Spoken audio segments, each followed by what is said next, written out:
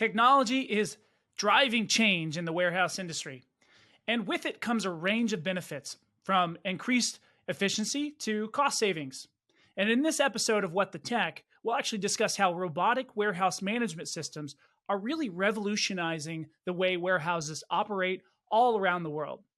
We'll look at how companies like Tryon Solutions have actually used advanced technology and robots for cost savings, as well as the challenges and potential issues of using humanoid robots. We'll also explore strategies for staying ahead of competitors, such as incorporating advanced warehouse management systems and reassuring teams about the jobs of the future. So I hope you'll join us as we learn more about how robotics is actually transforming the warehouse industry. Let's go.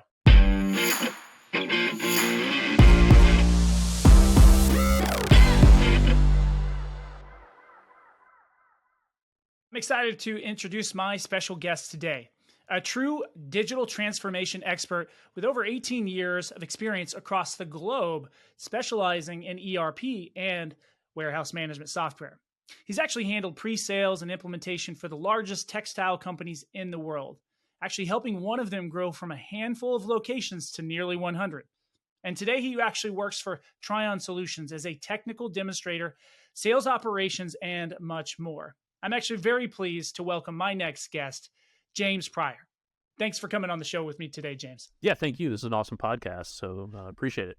Well, I appreciate you saying that. Is that because the check was in the mail, or you mean that? Well, those compromising photos you have of me, I'm worried about them getting out in the public, and it might affect my run for governor or whatever in the future. It does help. It does help. Okay. Well, good. This is going to be a fun conversation. Obviously I had Kelly Little on here before, and she did a fantastic job. So I have very high expectations for you, and I'm sure she does as well. She actually redefined my opinion of what HR people do. That's how good she is. She came in here, that was nothing. Yeah. We had a string of HR people just come in and out, and then she came in here and just crushed it. Expanded the role into what it should be. Oh man, she's great. Yeah. And just so yes, tough act to follow. Yeah, 100%. But I'm sure you'll hold your own. So let's go with Hopefully. that. Hopefully. So I've been pumped about this talk because I geek out about things like robots, and this is something that you're dealing with on a day-to-day basis. But before we jump into the full plate of the topic, I wanted to ask you a few questions that I think are a little bit quirky and funny. Yep. Specifically around, I heard a story, and it might have been from you, that somebody named James used to actually do some gardening with a samurai sword. Is that true? I still occasionally do. A couple of years ago, I was cleaning out my parents' place, and I found this old rusty samurai sword that I got back in the 80s from some sketchy mail order catalog. Yeah. I'd forgotten about it. This thing rusted, but the blade's relatively sharp on it. And so, go out there, trim the hedges with it. It's entertaining for myself. Sometimes there'll be a very formal bow, and then I'll just, but anyway, yeah. So I do that occasionally. Yeah. That's great. I could just picture that in my mind. You out there doing that, especially with the handlebar mustache that I actually found on your IMDb. Oh yeah, page. I did a little voice acting, and then I was an extra in a movie that's been long delayed, Kung Fury 2. It's been long delayed, but it'll eventually come out. And that was I'm not supposed to say on set. I wasn't supposed to release it. Anyway, it's in the wardrobe, and yeah, that's a fake mustache. I can't grow it. Is it really? I mean, that is incredible. I wish I could grow something like that. But the whole hairdo and the mustache, and by the way, I'm going to put it on the show here so that everybody gets to see it while we're talking about it. But that is a fantastic look for you. I'm like, why do you not do that? Maybe it's because you can't grow a mustache. I don't know. Not to that level. That is, that's almost Sam Elliott. It's like Sam Elliott's here, maybe Magnum PI is here. It's in that range. It's unbelievable. And but yeah, I goof off a little. I had not serious acting, obviously, but yeah, a little goof off, and I have a little fun, and yeah, it's cool. I love it. Not everybody can say that. And I saw that on your LinkedIn page, and I was like, oh, we got to bring this up. I mean, I have it off to the right, so you scrolled over to the right. Okay, I did. I did research. You had to I did. actually look for that. That's cool. Yeah. Well, it was off the beaten path, but I found it. Yeah. So that's the goal, right? I always have something funny that somebody's willing to share with me that we talk about. So I appreciate you doing that with me. That was fun. Sure. Yeah, man. Well, good. Let's talk about robots and how warehouse management is changing. And I think, it's not that the premise of everything going on in your industry is robots, but there's definitely kind of some movement towards, how can we use different systems to create efficiency in and around your industry? Software has been doing it for a long time, right? But robots is kind of like the new frontier of what that looks like, these autonomous robots. And so, I want to talk about what are the current challenges that are happening in the industry that we're seeing that this type of solution is creating viable opportunities for organizations to save money, to create efficiency, to eliminate potentially risk in some areas. Yeah. Yeah. I mean, right now, warehouses there's this absolute cutthroat competition. If you have a small niche warehouse and a small product that nobody else has, okay, maybe you can get away with it, right? But if you're a small, medium-sized warehouse distribution center, to compete these days, you need, at its core, you need some kind of warehouse management. That's what Tryon Solutions does. We do professional services for warehouse management. We also do things in and around warehouse management software, like robots. We work with a company called Locus Robotics, which we'll get into. But it's, if you have competitors that are, running at the highest efficiencies and the lowest cost because of all these systems they have implemented, you have to do it too. I mean, it's not an optional thing anymore. It's not a nice to have. It's a must have. Imagine like for a WMS, new stock arrives at a warehouse. A human being can't determine the best place to store it, right? WMS knows right away. It's got instant access to your past and current inventory, and as well as possible storage locations, like where it should go. And just imagine a customer sends an order, and the WMS instantly checks to see if that product's available. Think about it if a customer sends an order and a human being has to go out and verify against, the available stock. Now, there's inventory management systems that kind of do that, but a warehouse management system is really it's a more serious. Inventory management is here, warehouse management system is here. Mm-hmm. And then, throughout all these, it's sort of guiding inventory through receiving, through what's called put away, and then picking, and then outbound. You get visibility, important visibility throughout all these processes. So you know what inventory you have, so you know what you need, so you can forecast, know what to purchase. And, inventory counting, like preventing loss and things like this, like it's really, really important. And you can have all the great robots and automation in the world, but at your core, if you don't have something like this, you're just not going to succeed. And you also need a warehouse management system to house the data to send to those robots. Like the robots need that information. So you have to have this before you can really get robots. Right. So you would say that the warehouse management system is like the foundation to a house, right? I believe it. Yeah. Yeah. So without having a good foundation for the software and reconciliation and all of that input in one place, none of this other stuff even makes any sense. Like you could have a robot, it doesn't know where to go, doesn't know what to do. It's like a rogue employee, right? Pretty much. Yeah. Yeah. Yeah. And there's other systems like transportation management system, which does like freight optimization and route optimization. And there's also warehouse labor management systems, which can help coach. You can use that for coaching. But the WMS it's like a must-have. These other ones, it could make sense for you, right? Like if you have, a lot of trucks, a fleet of trucks, you may have a TMS, things like that. But yeah, it's the foundation. I agree with that completely. And yeah, like you have to tell, you've got to be able to tell the robot where the inventory is. And, it's a lot easier than if a human being is punching. It almost takes away from the advantage of the robot. A human being is manually telling the robot that, right? Right. Yeah. Come back here and get directions when you get back. Yeah. Right. I might be using the restroom. Who knows? But hit me up. Yeah. So what are some of the companies doing? I mean, are there arguably companies in the warehouse distribution arena that don't have WMSs, or are they just under resourced? Like the platform that they've got doesn't have enough horsepower? So that's a good question. So we have seen some companies come to us with a very niche product, and they don't quite feel the stress that some other, because nobody else is providing what they provide. Right. So they can kind of get away with it, but even they have something, some bare bones, some bare bones tool. But we get other companies that come to us. They started off small, right? And then they got Joe Bob's Pocket Warehouse app, right? And Joe Bob's was good at the time, but when they scale, when they grow, you can't run Joe Bob's when you're decent size, when you're medium to large size.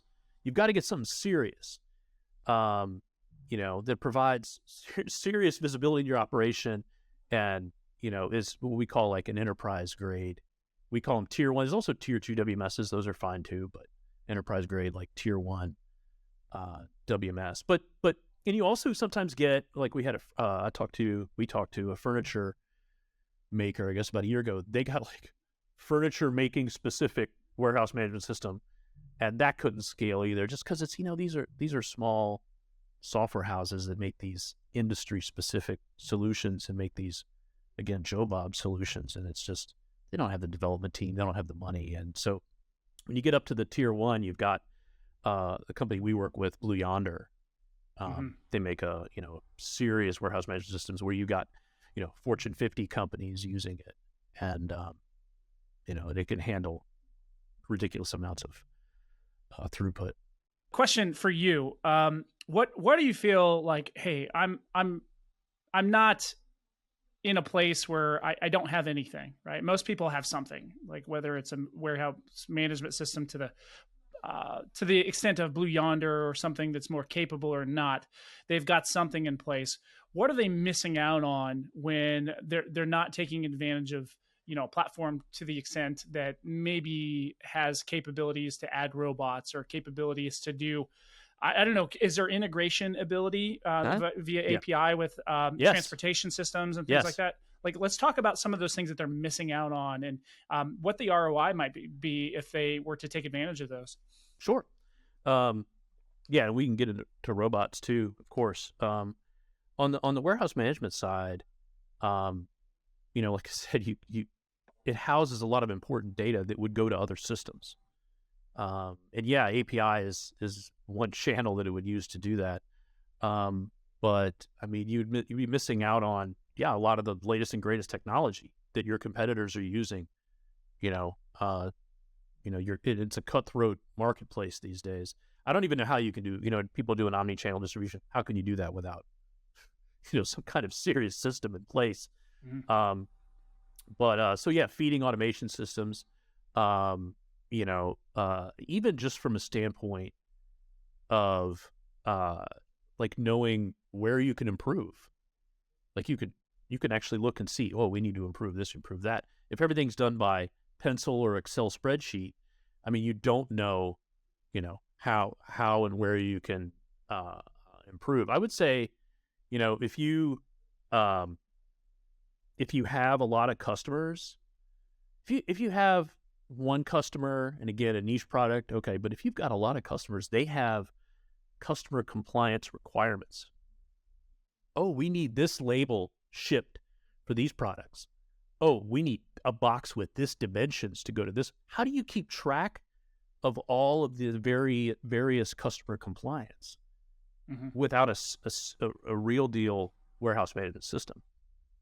And so that's a big one. I mean, the customers can even demand it. They can say, like, look, we're tired of probably nobody doing a handwritten label, but that's extreme. But, we don't want ramshackle stuff. We want all the information packaged nicely, data, and so that's a huge one. It's certainly picking errors in the warehouse. You know, how can you accurately manage that and even know, like, oh, we're making mistakes and we have issues that we need to clear up. So, I mean, definitely be a huge reduction in errors. Yeah, I mean, like I said, forecasting. These are the big ones. These are the big things that you're missing out on, and yeah, your medium size or larger, you're just going to be left behind, and you don't have a WMS.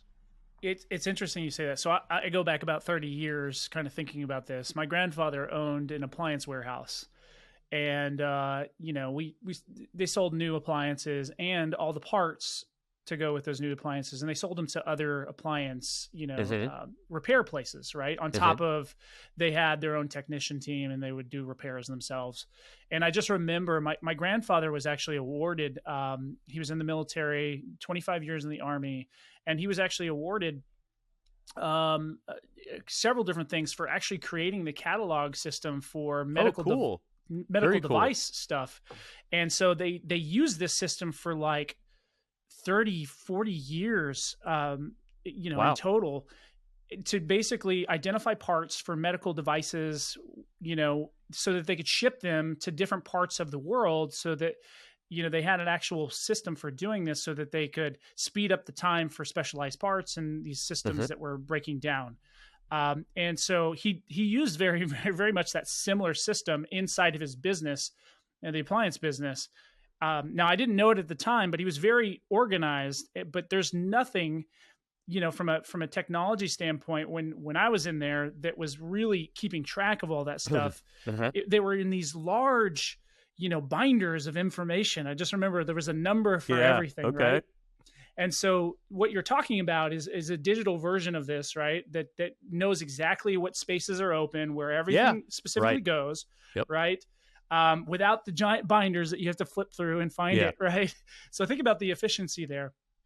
So I'm curious, based on kind of where that started, where things are today, how big of a gap is there of what typically organizations are using in and around warehouse management systems, and what is actually available today? How big is that gap between what the average warehouse is using?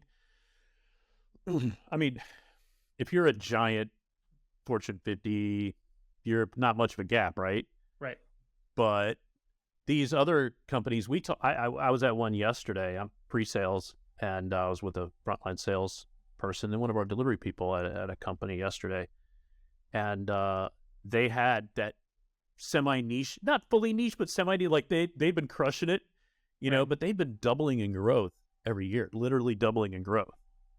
And they had, I won't say the name, but it was maybe slightly better than Joe Bob's WMS. It was a little better, but still it's pretty bad. And they were doing a lot of manual stuff, even though they have a quote unquote WMS.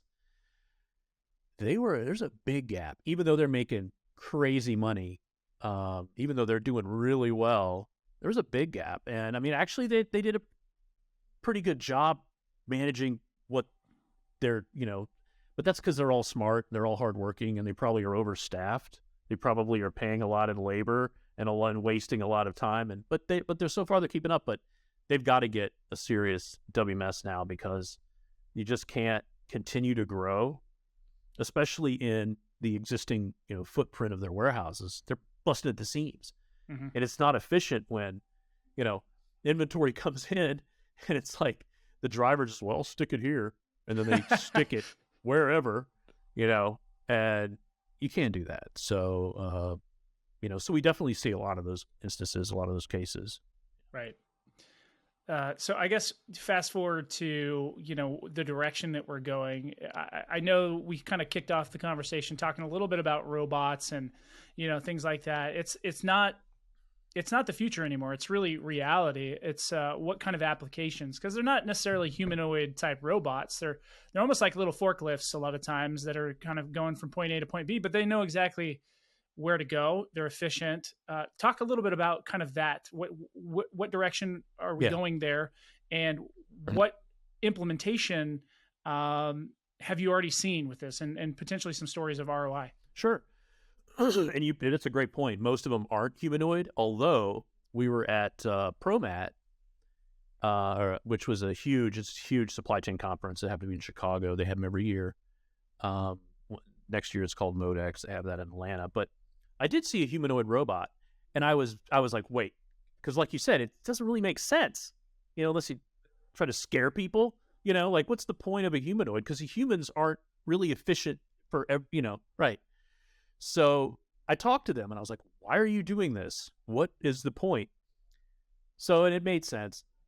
A human could technically, except for like, way high up on a rack system or something, could perform any kind of duty. So the idea is for small, medium-sized warehouses to have a humanoid robot that can actually perform any operation instead of being specifically tailored for one type of thing. So it's my first time I've seen a humanoid robot in the warehouse, in the warehouse realm. I'd seen him in those, crazy videos where they beat up robots or whatever, disturbing videos. But anyway, so we work with, and I wouldn't say that, robotics in the supply chain realm is quite ready for an entirely AI-controlled warehouse, and then the warehouse manager stands there and is like, "You have conquered logistics," and is sipping champagne or whatever. I think what we're seeing realistically is intensive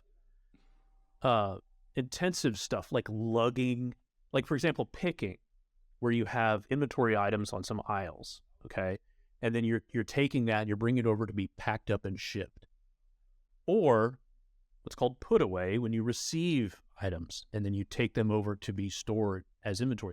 This type of thing, the only information, it's not that complex. It's just these inventory items, this number of inventory items goes here.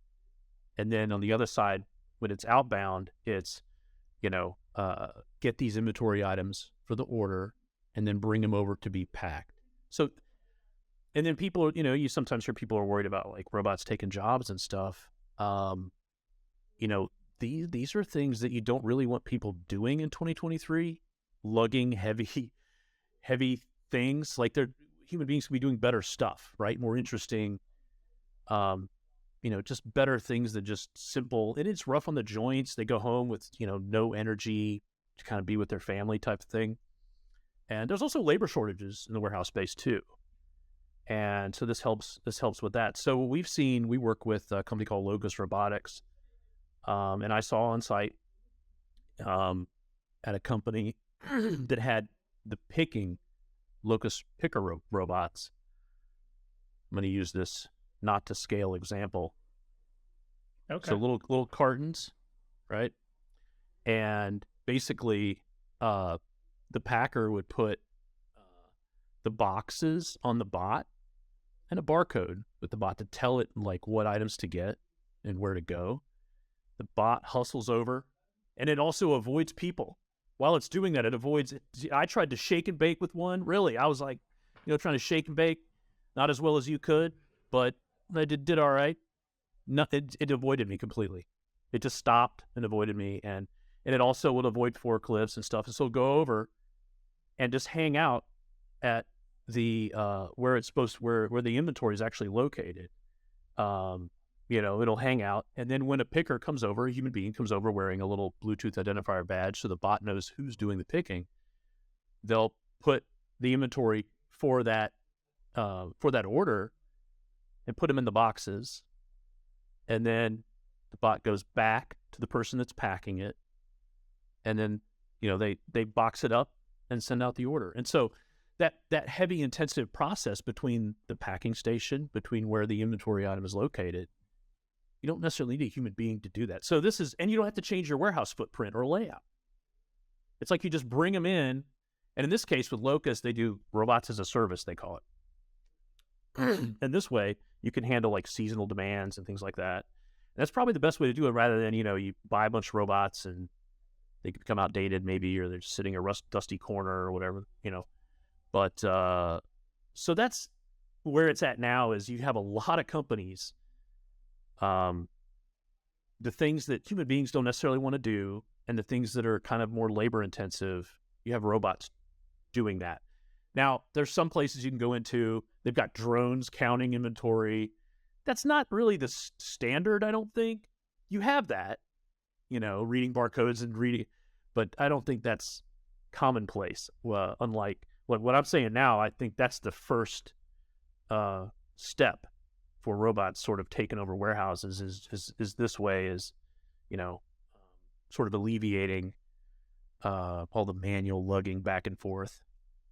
So the Barry Sanders of robots juked James out of his shoes, and then went ridiculous. And got his job done, right? Without a sweat, without breaking a sweat. Oh yeah, and everybody thought. I was like, can I try to get run over by one of these? And I was like, no, it wins. The robots win.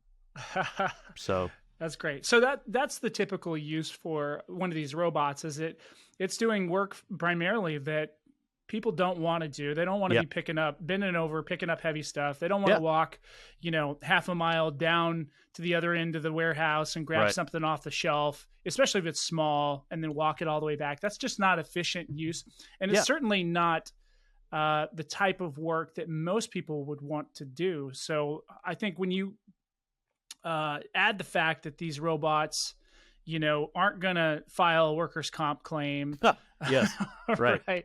Are typically not going to be wore out at the end of the day. Yeah. Are not going to complain about certain things, that I would argue that gives people more meaningful work to do, right? Yes, exactly. And we've not seen, I've heard secondhand, and in that one visit that I did where they had locusts, people liked it. Like the people there, they of course they were nervous. I'd heard they were nervous before they came in, but they loved it because nobody lost their job. They just were able to do other things instead of like working double shifts or whatever. And like I said, more energy when they would go home. And so yeah, I think it's a good thing overall. Like it's not we're not at the point where I think people should be sweating, at least in certainly in the warehouse space, where people should be sweating, job replacement, things like that. Because it's right now they're just looking at labor shortages and looking at where they can save a dime on heavy lifting type stuff. I think that's where it's at right now. All excellent points. So when it comes to robots, you mentioned there's some apprehension, at least in the immediate. But they've come to love these things. Did they nickname the robots or anything like that? They did? Okay. Yeah. I figured I would. I think there was a Larry Moe, Curly, and Shemp. And kudos. Yes. Everybody forgets Shemp. Don't sleep on Shemp. He was good too. So robots had funny names. And a few of them drew little things on, erasable because it's rented, they're as a service. But I think people start to grow. They have personalities in their head. Humans project personalities onto them. Yeah. Yeah. I have a nickname for like all of my close friends. So if I was working with a robot every day, that robot would absolutely get a nickname. What's the best nickname that you've given your friends? What's your favorite? You know what? There's a couple of them that, again, I don't know if they'd get mad at me for saying it. Okay. I get that. Yeah. So I'm not going to cross that boundary here, but if we hang out too much, James, you'll get a nickname from me, and then you'll know. Oh, okay. That's right. Yeah. I look forward to being nickname worthy. So I do want to explore this idea of the robot. So let's take the apprehension out of it because people are worried about the jobs, right? Let's talk about the real business aspects of having these robots in here. And I talked about maybe some of those soft costs because you don't know if somebody's going to have a claim like a workers' comp or something like that. But that's a real potential, especially for a company where you could have enough of those where you could measure it, like an Amazon fulfillment center or something like that, right? But let's talk about brass tacks. Like when we're talking about a robot that could probably, honestly, other than charging, work 24/7, right? And not have to take breaks, not have to, take days off or ask for vacation or things like that. Like, what's the real ROI to something like this? Just maybe that simple robot through Locus. Well, I actually have some hard numbers from that too. Okay. From the one site I visited, and they're kind of they do medical, as you mentioned, medical earlier, and they're about small medium, I would say, on the small side of medium size, and they save 35,000 after I think it was like 10 months they had to pay off, right, the initial capital. They save $35,000 a month, which for them is pretty sizable. And before the bots came in, they were able to pick. When we were talking about picking earlier, they were able to do 110 units per hour. Now they're up to above 400, and they reduced errors slightly. They were pretty good before, but they reduced errors by a few percentage points. So I mean, that's definitely the hard ROI. But the other thing was just when they ramp up for the season, it's hard, especially in this era of shortages, to find people. They just buy more rope. They just get more robots for the picking, and so that alleviates that issue there of having to scramble and try to hire temporary workers who need to be trained, and it's not just like they can immediately come in and are experts on the operation. So there's definitely a lot of ROI in that as well, like just getting workers and being able to, hey, we're done with these, and then it's pretty cool. Like if they I was there, if they run low on battery, they just peel off and go to a charging station. And I was like, is there any maintenance? I was asking them if there's any kind of weird maintenance you got to worry. And no. And in fact, Locust, they have this like huge central computer area where they keep track. So if there's a problem, they know even before, they could potentially know even before the customer site does too. And I mean, I'm plugging Locust a lot, but I think there's probably other companies like that. They tend to be one of the, they're friends of ours, and they're one of the better ones at it. But that's kind of also where things are too with robots, is more, instead of buying your own, it's more of like a as a service subscription type thing. Yeah. But there's definitely clear ROI, and there's no shortage of case studies these companies have cranked out, showing the ROI. Yeah. So I imagine when the battery's going down, that it's almost like a WWF like tag team, like it tags the other robot in, comes down from the top rope, you know what I'm saying? And like hits the rope, and then does a suplex on the next guy. Yes, I love that analogy, although I don't want to meet a heel robot. You know what I mean? Yes. Babyface robots. Babyface, yes. All right, so going down the avenue, maybe not specifically on robots anymore, but in and around just, warehouse management systems. I based on our previous conversations, there's a lot of opportunity for customization. It's almost a necessity because, every warehouse is different. Every product is different. Yep. Every warehouse is certainly different, operationally, functionally. So let's talk about some of the specific things that you do in your current work in World to kind of meet those specific industry requirements around customization, et cetera. A lot of the tier 1 WMSs, and Blue Yonder especially, they are trying to push people towards standard product for a variety of reasons. Sort of the main reason is if you do get a lot of customizations, sometimes it's hard when you get newer versions, right? So they are concerned, about that. But still, if you're a big company, you got a lot of money, and you do have a real true edge case, right? Something unique that really needs to be customized in the WMS, they'll do it. And we do that. Like that's one of the things Tryon Solutions does, is we, implement, upgrade, do hot fixes, support, managed services, all of it for warehouse management systems. And we'll do the customization as well. We'll advise you, do you really need this? We're not going to just, we'll do it. We'll say, look, do you? But there's certain, I think they also call them modifications. There's other terms for it, but definitely if it really makes sense. I mean, if you're trying to like do a customization to support a scanner from 30 years ago, it's probably a bad customization. But if it's a customization that saves money and that truly makes sense, and you have to keep in mind maintainability, right, for future versions and support as well. So you have to just keep. It's a really we have a blog post about that on Tryon Solutions website about modifications. Is it worth it? There's a whole blog post going through determining factors whether or not it makes sense. So right. That's a big question, actually, and you brought up that's a big question in warehouse management system space. So how much of it out of the box with, say, a Blue Yonder or a similar system is going to do effectively what you want it to do? Or because we talk a little about customization. Is there a need for your average to mid-size warehouse to need any sort of real modification? I mean, the core stuff: receiving, put away, picking, packaging. All these things do tend to be very similar, and the big tier 1 WMSs have accounted for, if they get a lot of feature requests from a lot of different big players, they're going to implement it. And so they do have things in there, of course, for like expiration dates, right? Things like that. They're going to account for a lot of things are accounted for already, like kitting, like the idea of grouping items together and sort of packaging them. And so there's a lot of things already, I would say, taken into account.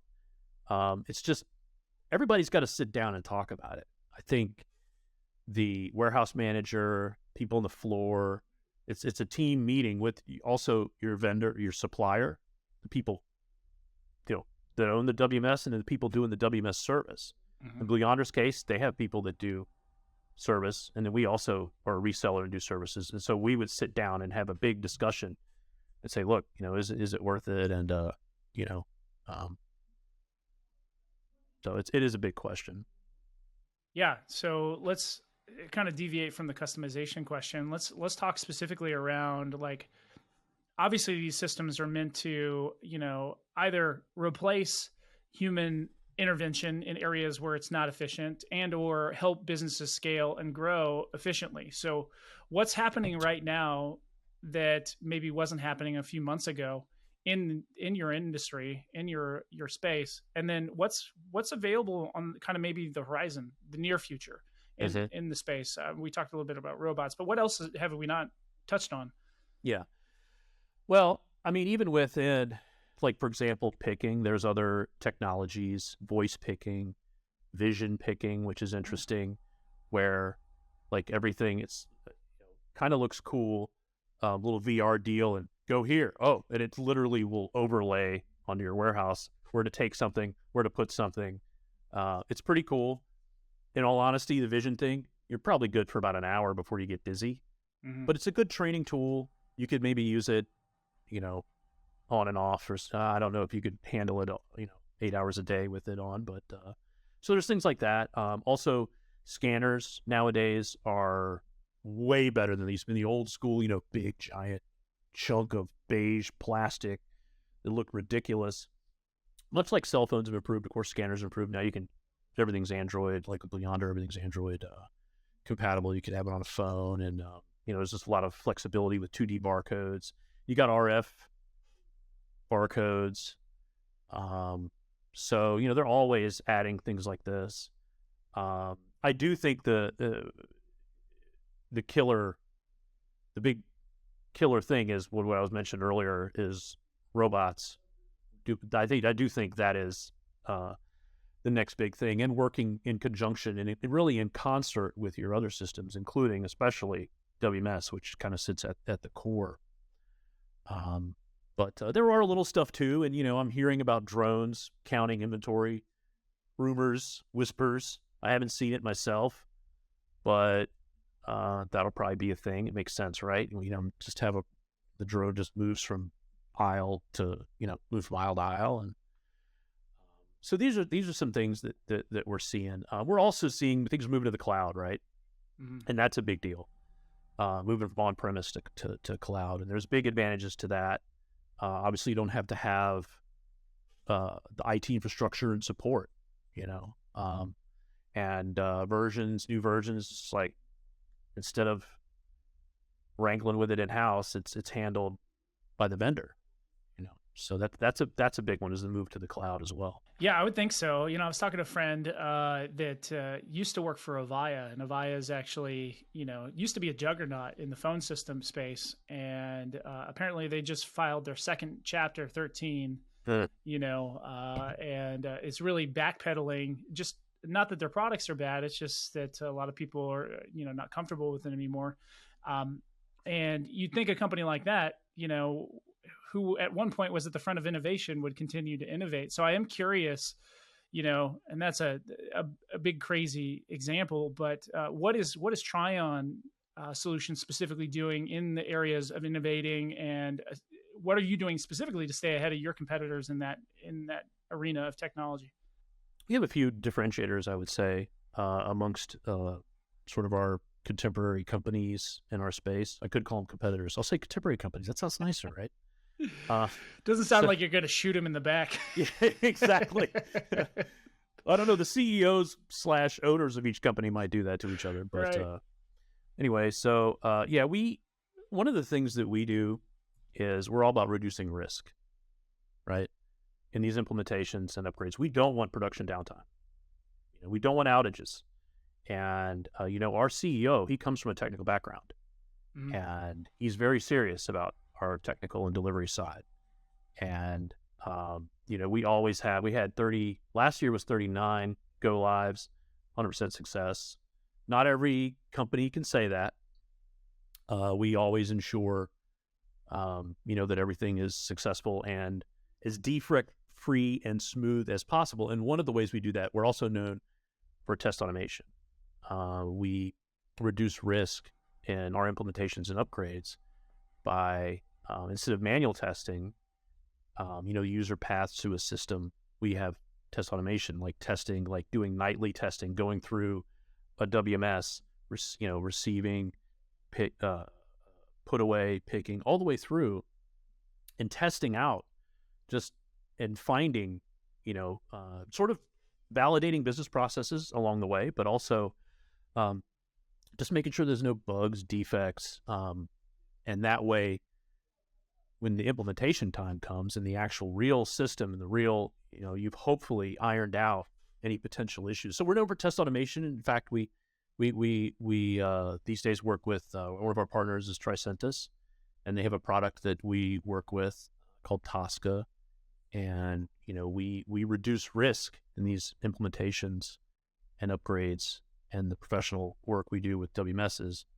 via this product. And so that's the thing we're known for, is test automation. Another thing, we have a lot of experienced folks in-house, and they have some ways to try to keep costs down, where especially if like one site is similar to another site, they have some sort of templatization techniques to sort of save on cost for like bringing a new site on a WMS, online at a site. So I would say these are sort of big, big differentiators that we have. We've been around since 2009. Mm-hmm. Our co-founders split off from Blue Yonder. They were working for Blue Yonder, and they decided to go out on their own, and it's just been steadily growing since 2009. So I'm curious, is there any sort of like compliance around what you do that has to be in consideration as you evaluate the implementation of a platform, and or just different processes that you have to kind of run by any sort of agencies or entities that give a hoot? Yeah, so there's a lot of security, Okay. concerns, and so generally speaking, the bigger the company that we work with, the bigger the more potential hurdles and stuff. And of course, a lot of that's important. I call it hurdles, but it is important. And there could be different compliance that's industry specific, right? Like, food and beverage might have different ones from, they say, medical, but I think just generally speaking, we haven't run into too many, the most important thing I would say is, honestly, like when you go on site or you're dealing with this company, is everybody willing to change? Is there somebody sitting in the back, arms folded, with a shirt that says Joe Bob's WMS, or whatever, it's the or whatever they have in house. It's somebody that's just, they spent years working with, it's their job security. And, you know, like, are people willing, and they, not just the top level, but everybody sees the benefit potentially in their job. And that's huge to me. Like, that's big, is the people. And that's why there's a whole thing, right? Change management. But that more so than anything else, gotta be willing to spend a little money, you know, it's the other thing. They're spending it either way, let's be honest, right? Yes, exactly. Yeah. You're just, you're pissing it away if you're not, right? I mean, you're burning it, right? Yeah, you're burning, exactly. Right. Yeah. But yeah, we don't run into too many, at least yet, we haven't run into too many like regulation type stuff that have prevented us from doing business. It's just, it'd be people related if we have a hurdle usually. Yeah, that's life though, I think. Yes. So you're just dealing with normal life issues there at Tryon Solutions. Pretty much. Normal people issues. Yeah. Well, James, I really enjoyed this conversation, man. You know, to geek out about robots, and I'm by no means an engineer or anything like that, but you know, I have these visions of what, you know, life would look like the Jetsons. You know, the robot that's vacuuming your house is a real thing. I mean, that was something they predicted. Yeah. Can you get after the flying cars thing? I'm still waiting for that to happen. I know we have these drones, but that's not quite the same as what I envisioned, right? It's not, it's not Back to the Future. Yeah. I mean, the flying cars, as long as human beings aren't flying them, I would be very concerned if human beings were in control of the cars.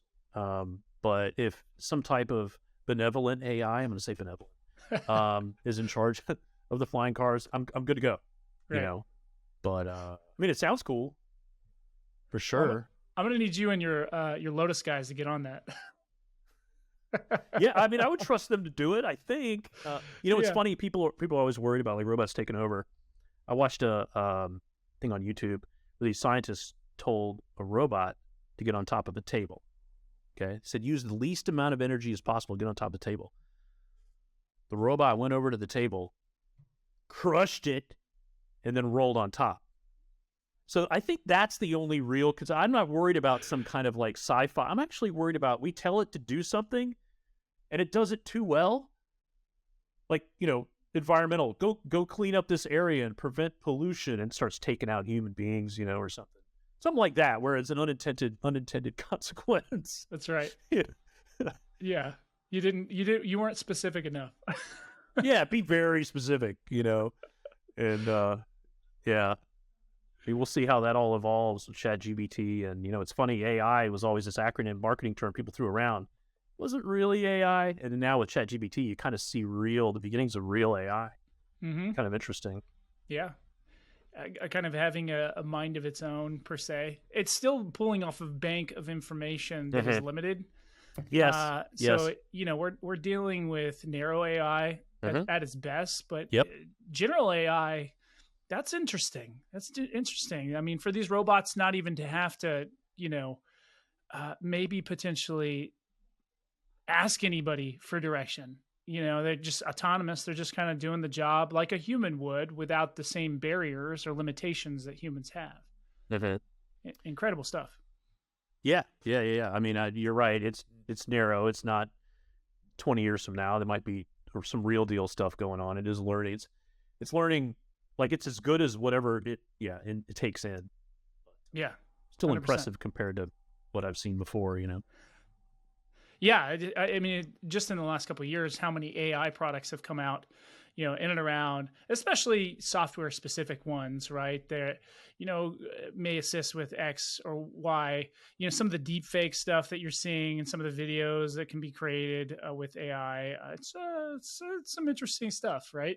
Yes. Scary, deepfake stuff, kind of scary, kind of interesting. Yeah. Yeah. But hopefully there'll be some kind of little, about a watermark or some way to determine, you know what I mean? Like, who knows? They take this and take our little talk here and turn it into something crazy. And so, yeah, you know, it's not even about robots it's about chickens. I mean, who knows? Yes. Right. Chickens. What do chickens have to do with warehouse management? Like, seriously. Spatulas, whoopee cushions. They could, any random, Yeah, handlebar mustache. I don't know. I don't know. But I'd watch that. I'd watch a podcast. Yeah, just about just put hand-to-mouth. one of those on both of us so we just can own it. Like, yeah, right? Yeah. Well, where can people find you or connect with you, chat with you, follow you, or even hire a robot? Like, how would they make that happen, James? Sure. TryonSolutions.com. We're on LinkedIn. You could come check us out on LinkedIn, and we'll hook you up with. You could go check out Locust directly. You could work with us through to get to work with Locust as well. But yeah, I would say on Tryon Solutions we have a really nice blog. We're careful. It's not filled with a lot of fluff. They're dropped once a month. There's no paywalls. There's no subscribe. There's no weird pop-ups with like one weird trick for your WMS and stuff like that. Like it's just really good, legit information. So I highly recommend, if you're interested in supply chain, you're interested in warehouses, do check out our blog on the website for sure. And yeah, connect with us on LinkedIn too. Awesome. Well, thanks for listening to the What the Tech podcast. For more informative information in and around how technology is changing the way that we work and live, make sure you hit that like button and subscribe button so you never miss another episode. And thanks, James, for coming on and chatting with me about robots, my man. Yeah, thanks for having me. This was great. Thank you.